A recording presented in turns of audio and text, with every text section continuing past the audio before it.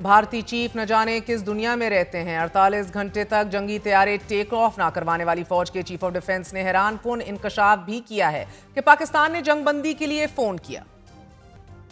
پاکستان متعدد بار اس دعوے کی نفی کر چکا ہے، حتیٰ کہ بھارت کے اپنے وزیر خارجہ جے شنکر یہ کہہ چکے ہیں کہ سیز فائر کے لیے انہیں امریکہ عہدیداروں کے خود ڈائریکٹ فون کالز موصول ہوئے۔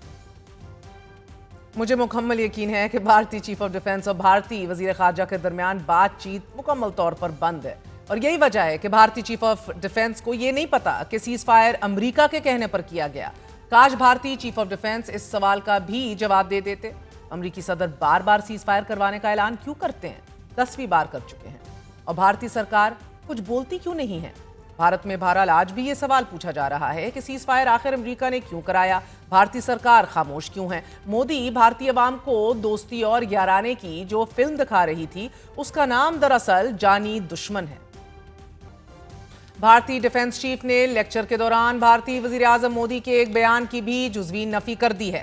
بھارتی ڈیفنس چیف سے جب سوال پوچھا گیا کہ کیا آپریشن سندور جاری رہے گا، جواب میں انیل چوہان کا یہ کہنا تھا کہ ہم نہیں چاہیں گے کہ تنازعات طوالت اختیار کرے، کیونکہ آپریشن پلوامہ بھی تقریباً 9 ماہ تک جاری رہا، جس کی وجہ سے فوجی اخراجات میں اضافہ ہوا، ہر چیز دھرم بھرم ہو کر رہ گئی۔ ایسا ہی بالاکوٹ کے وقت دیکھا، ایک بڑی فوج ڈپلوائے کی گئی، مگر اب ہم دیکھ رہے ہیں کہ فوج موبلائز کرنے سے قبل ہی آپریشن مکمل ہو گیا۔ بھارتی ڈیفنس چیف کے بیانات کو لے کر اب بھارت میں سوال اٹھائے جا رہے ہیں۔ کہا جا رہا ہے کہ ان کی تعیناتی ایک پولیٹیکل اپوائنٹمنٹ یعنی کہ سیاسی تعیناتی ہے، وہ جونیئر تھے، وہ بی جے پی کی ایک قریبی شخصیت تھے اور یس مین ہیں۔ مودی سرکار کے پاس بتانے کو کچھ نہیں، پاکستان کے پاس چھپانے کو کچھ نہیں۔ پاکستان 22 اپریل سے اب تک مسلسل دنیا کے سامنے حقائق پیش کر رہا ہے۔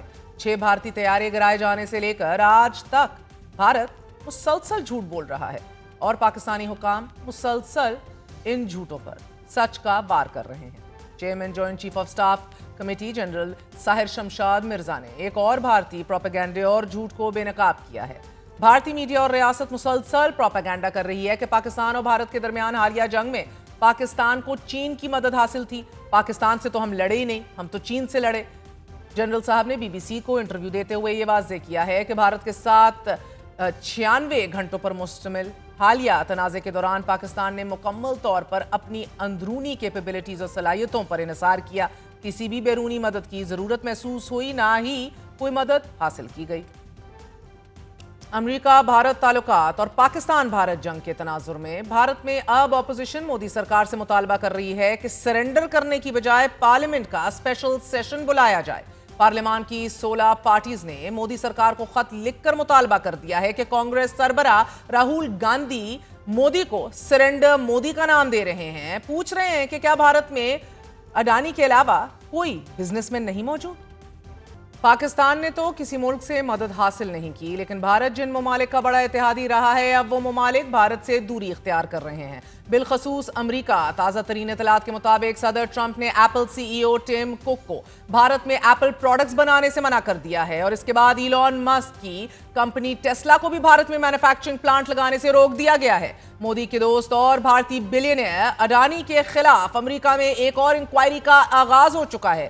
روس بھارت دفاعی ڈیل کو لے کر امریکی سیکرٹری کامرس کا یہ کہنا ہے کہ یہ ڈیل امریکہ کو بالکل پسند نہیں آئے گی۔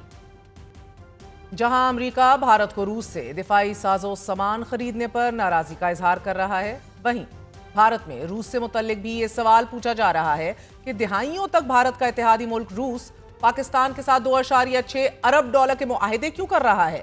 یہ بھی پوچھا جا رہا ہے کہ ششی تھرور اور دیگر وفود اپنے ہمسایہ ممالک کا دورہ کیوں نہیں کر رہے؟ اپوزیشن کے مودی سرنڈر کے تانوں کے بیچ میں کینیڈا میں ہونے والے G7 سربراہی اجلاس میں شرکت کے لیے مودی کو ابھی تک کوئی دعوت نامہ بھی موصول نہیں ہوا، نہ ہی بھیجا جائے گا۔